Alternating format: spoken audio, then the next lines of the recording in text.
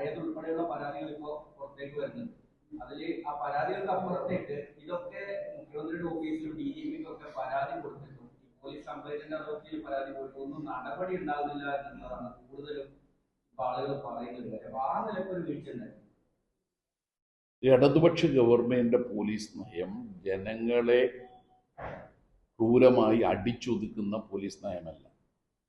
EMSന്റെ സർക്കാർ 1957 അംഗീകരിച്ചതാണ് തൊഴിൽ സമരങ്ങളിൽ പോലീസ് ഇടപെടാൻ പാടില്ല എന്ന്. ആ നയം തന്നെയാണ് ഇടതുപക്ഷം തുടരുന്നത്. എന്നാൽ സർക്കാരിന്റെ നയം പോലീസ് സേനയിലെ ചിലർ അത് മനസ്സിലാക്കിയാലും മനസ്സിലാക്കിയിട്ടില്ലെങ്കിലും തെറ്റായ രീതിയിൽ കാര്യങ്ങൾ ചെയ്യുമ്പോൾ അതിനെ നിയമപരമായ നടപടികളിലൂടെ മുന്നോട്ട് പോവുക എന്നതാണ് ശരിയായ കാഴ്ചപ്പാട്. പോലീസ് തെറ്റ് ചെയ്യേണ്ട ഒന്നല്ല, ശരി ചെയ്യേണ്ട സേനയാണ്.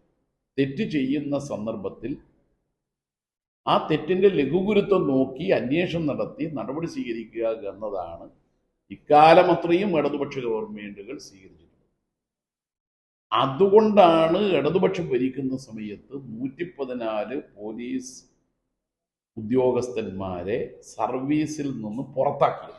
അത് കേരള ചരിത്രത്തിൽ ഇതിനു മുമ്പ് ഇല്ലാത്തതാണ്. ഒറ്റപ്പെട്ട 1 or 2 ഒക്കെ ഉണ്ടായേക്കും. അപ്പൊ തെറ്റ് ചെയ്യുന്നവർക്ക് പോലീസ് സേനയിൽ സംരക്ഷണം നൽകി. അതാണ് സർക്കാരിന്റെ നയം. അതുതന്നെയാണ് ഇപ്പോൾ ഉയർന്നു വന്ന പരാതികൾ. മുൻകാലങ്ങളിൽ അടക്കം നടന്ന സംഭവങ്ങളെ കുറിച്ചുള്ള പരാതികൾ ഇപ്പോഴാണ് ഉയർന്നു വരുന്നത്. അതിന്മേൽ കർശനമായിട്ടുള്ള നിലപാട് സ്വീകരിക്കുമെന്ന് സർക്കാർ വ്യക്തമാക്കിയിട്ടുമുണ്ട്. ഡിവൈഎഫ്ഐ നേതാക്കളടക്കം ഈ മർദ്ദനത്തിന് ഇരയാവുന്നു. കുടുംബം പരാതി ചെയ്തു. സജീവമായി CPIയുടെ പ്രവർത്തകനായ മരണത്തിനടക്കം ഈ മർദ്ദനം കാരണമായി നടക്കുന്ന പരാതികളുണ്ട്. അതിൽ പോലും ഒരു നടപടി ഉണ്ടാകുന്നില്ല. പരാതിയിൽ ഇപ്പോഴും ആക്ഷന്റെ ഒരു മൊഴി പോലും എടുക്കാൻ പോലീസ് സന്നദ്ധരാകാത്ത സാഹചര്യമുണ്ട്. അതിലെല്ലാം അന്വേഷണം നടത്തുമെന്ന് വ്യക്തമാക്കിയിട്ടുണ്ട്. അന്വേഷണം നടത്തി വസ്തുത എന്താണോ ആ വസ്തുതയുടെ അടിസ്ഥാനത്തിലാണ് നടപടിയെടുക്കുക. അത് DYFI ആണോ യൂത്ത് കോൺഗ്രസ് ആണോ എന്ന വ്യത്യാസം ഗവൺമെന്റിനില്ല. ഏത് വിഭാഗത്തിൽപ്പെട്ടവർക്കും നീതി ലഭിക്കണം.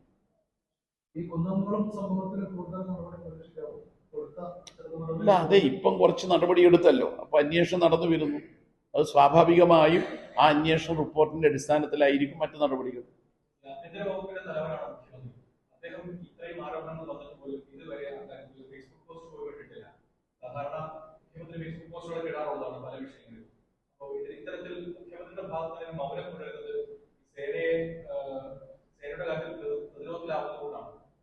അതേ മുഖ്യമന്ത്രിയാണ് 114 ആളുകളെ ടെർമിനേറ്റ് ചെയ്യുന്ന ഉത്തരവ് ഇറക്കിയത്.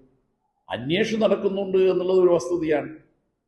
മുഖ്യമന്ത്രിയായ പിണറായി വിജയൻ നേരത്തെ സ്വന്തം അനുഭവത്തിൽ തന്നെ ലോക്കപ്പ് മർദ്ദനം നേരിടേണ്ടി വന്നയാളാണ്. അത്തരമൊരാൾ പോലീസ് സേനയിൽ തെറ്റായ കാര്യങ്ങൾ നടക്കുമ്പോൾ ആരെങ്കിലും സർക്കാരിന്റെ നയത്തിന് വിരുദ്ധമായി വ്യക്തികളെ ആക്രമിക്കുമ്പോൾ മറ്റൊരു രീതിയിലേക്ക് പോകുന്ന ആളല്ല എന്നത് ജനത്തിനറിയാം. അന്വേഷണം നടക്കുന്നു എന്ന കാര്യം പോലും മുഖ്യമന്ത്രി ജനങ്ങളുടെ മുന്നിൽ വിശദീകരിക്കാൻ തയ്യാറാവുന്നില്ല എന്നുള്ളതാണ്.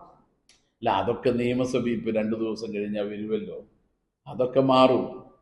DGP അത് സംബന്ധിച്ച് വ്യക്തതയോടുകൂടി പറഞ്ഞു കഴിഞ്ഞിട്ടുണ്ട്. അത് സ്വാഭാവികമായും പോലീസിന്റെ തലപ്പത്തിരിക്കുന്ന ഒരാളുടെ പ്രതികരണം പോലീസിന്റെ നിലപാടായിട്ടാണ് നമ്മൾ കാണേണ്ടത്. ഈ CPIയുടെ സമ്മേളനത്തിലൊക്കെ വലിയ വിമർശനങ്ങളാണ് പോലീസിനെതിരെ ഉയരുന്നതെന്നാണ് പറയുന്നത്. പോലീസിനെ ഒരു ഇടതുപക്ഷ സർക്കാരിന്റെ രീതിയിലല്ല പ്രവർത്തിക്കുന്നത് എന്ന വിമർശനം CPIയുടെ സമ്മേളനത്തിലൊക്കെ ഉയരുകയാണ്. വിമർശനം ഒരു സംഹാര നടപടിയല്ല. അത് എന്തെങ്കിലും തെറ്റുകളുണ്ടെങ്കിൽ തിരുത്തിക്കാൻ പറ്റുന്ന ഒന്നാണ്. അതുകൊണ്ട് വിമർശനം വന്നു എന്നുള്ളത് കൊണ്ട് ഇവിടെ എന്തെങ്കിലും പ്രത്യേകിച്ച് ആ വിമർശനം ഉന്നയിക്കുന്നവർ കുറ്റക്കാരാണെന്ന് പറയാൻ കഴിയില്ല. പക്ഷേ ഇങ്ങനെയെല്ലാം വന്നു എന്ന് മാധ്യമ പ്രചാരവേല വരുമ്പോൾ നമ്മൾ തിരിച്ചറിയേണ്ട ഒരു കാര്യം, അത് കുറേയേറെ ഭാവനകൾ കൂടിയാണ് എന്നുള്ളതാണ് കഴിഞ്ഞ കാല അനുഭവം.